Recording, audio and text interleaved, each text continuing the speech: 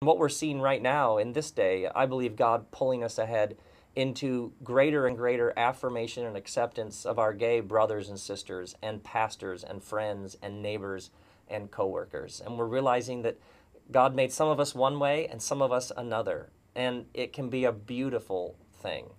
And so instead of throwing stones and causing more pain and suffering in the world by excluding some and writing off others and speaking incredibly unkindly about some, we embrace that we're all on a journey, and all of us together, whatever our particular perspective is, let's work together on the real problems we have ahead of us.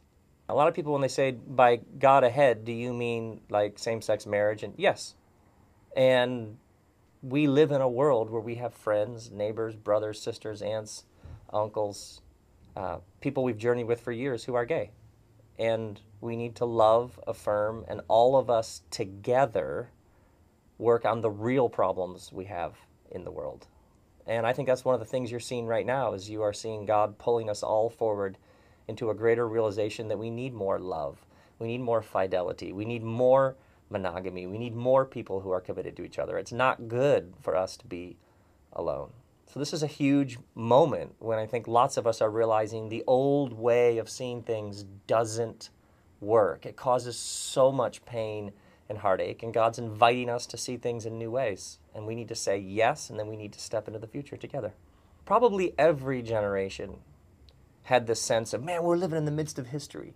What's interesting about this, and if you look through history, generally great new technological breakthroughs caused a ripple effect across culture. So technology seems to spur all sorts of social, economic, cultural, and religious effects. And I think what has happened with the internet, and lots of people are saying this, is simply you cannot live in your own tribal bubble anymore.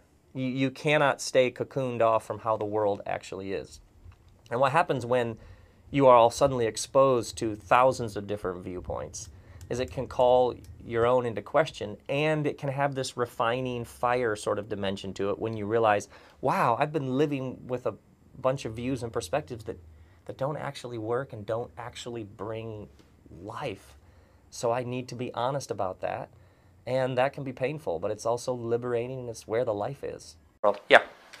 Um, on a more serious note, you're here in West Hollywood. And Yes.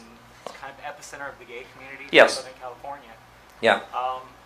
A lot of the words that Christians have for us have been very negative. Yeah. What do you think about that? Yeah. Thank you for asking that. We're here in West Hollywood, epicenter of a lot of gay culture, and you're asking, some people are gay, and you're our brothers, and you're our sisters, and we love you.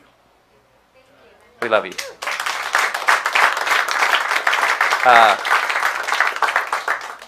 And it's really, really, really important that we're clear. I had a good friend when I was in my teens who was gay and hadn't told anybody, and I was the first person he told. And probably the most loving, generous, holy, one of the most, he was extraordinary, is extraordinary. But at an early age, I was like, some people are gay, and God loves them just like God loves me. And they're passionate disciples of Jesus just like I'm trying to be. So let's all get together and try to do something about the truly big problems in our world that I believe Jesus would have us band together and tackle together. So there you go.